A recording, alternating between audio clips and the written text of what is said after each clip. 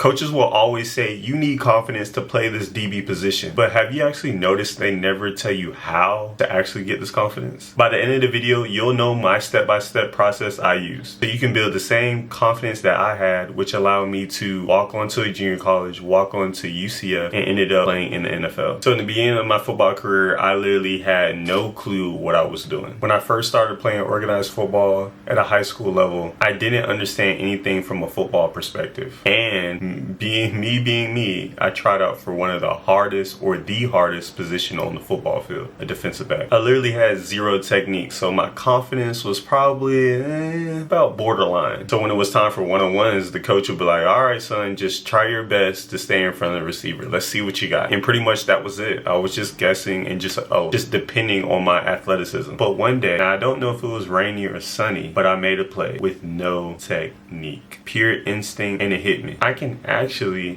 hang with these guys. I just need a little more technique, because if I made a play raw and once I get my technique dialed in, my success rate is going to skyrocket. My confidence actually started in the details. Once I could hang, I had to ask myself, how do I actually get better? It starts with the basics. So I ended up starting at my footwork first. I ended up getting a ladder and started working on my coordination and my quickness, building those twitch muscles so my feet could move faster. Because if you can't move your feet, how am I going to stay in front of the receiver within the first 5 yards? How am I going to be able to stay in phase with the receiver when he's breaking off his route? Okay, so I got my feet first, and then I went to my stance. I needed a stance that would keep me balanced, because a lot of the receivers were bigger than me. So what they would try to do, power release me, try to muscle me. And I couldn't afford to fall over or make a mistake, because let's be real, I was probably only getting like 3 reps. So I learned how to stay on the balls of my feet, ready to react, ready to push off of the inside of my feet if I was going against a smaller, very quick receiver at the line of scrimmage. Then distance. I had naturally long, lanky arms, so I wanted to be able to use that to my advantage. I wanted to be able to master the distance where the receiver would have to come at me, and boom, I can throw off his timing with a full extension of my arm. But drilling alone wasn't enough for me, and a lot of people get caught up in just doing drills. I needed to go outside of the people that I normally worked out with, those type of receivers. I needed to go against other school receivers just to see where I was at, because I needed to see different styles, different speeds, and I was getting valuable information for that. And I was getting valuable information from doing that. It was more of like, oh, that doesn't work on this particular guy because he is a fast twitch guy, or this doesn't work on that small guy because I need to be able to put hands on them quicker. So working hard alone and then actually going against other receivers and losing. Frustrating? Yes. But I always told myself these are fixable problems. And that mindset is what built the foundation for my confidence. Now, could you believe all that work I was doing, now it was showing up on the field? All that work in practice, it finally started showing up in games. I became efficient at the line of scrimmage. I wasn't wasting motion.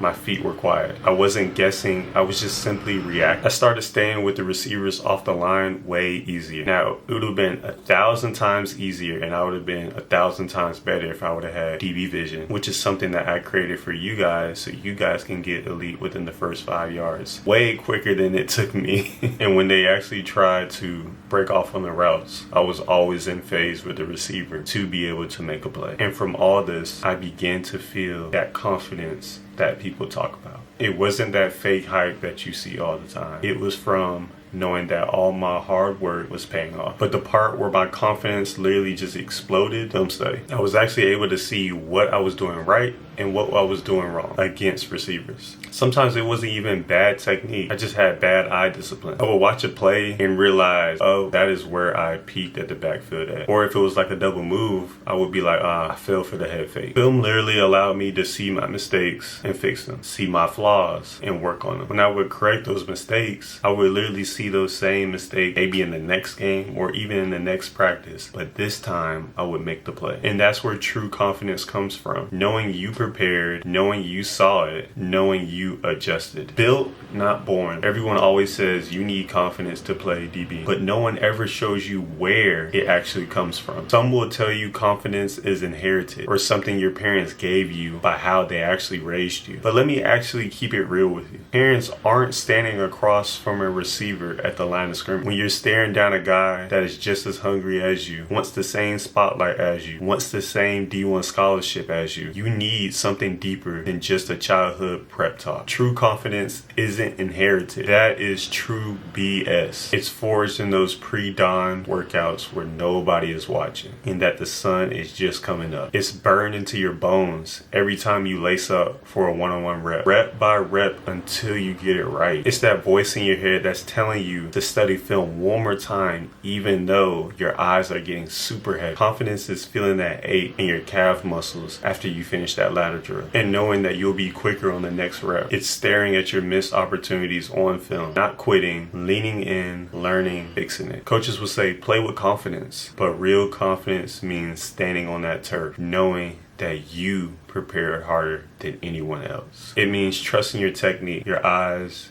your feet, and your hand, knowing that you train so hard that these tools that you develop won't fail you. And if you do get beat, you know this is a learning lesson, that there's value of you losing that rep because the next time you see it, you'll dominate that rep. That is confidence. It's not something that is inherited or something that's handed down to you. It's something that you earn play by play, rep by rep, until that voice in your head says, I got this. So next time when somebody tells you your confidence comes from your parents or your natural talent, remember when that first snap snaps, you are the one that's standing there. And every ounce of that real deep down confidence was built on the practice field, in the weight room, in every hour you spent watching film. That's how you become a DB that stands tall when it matters.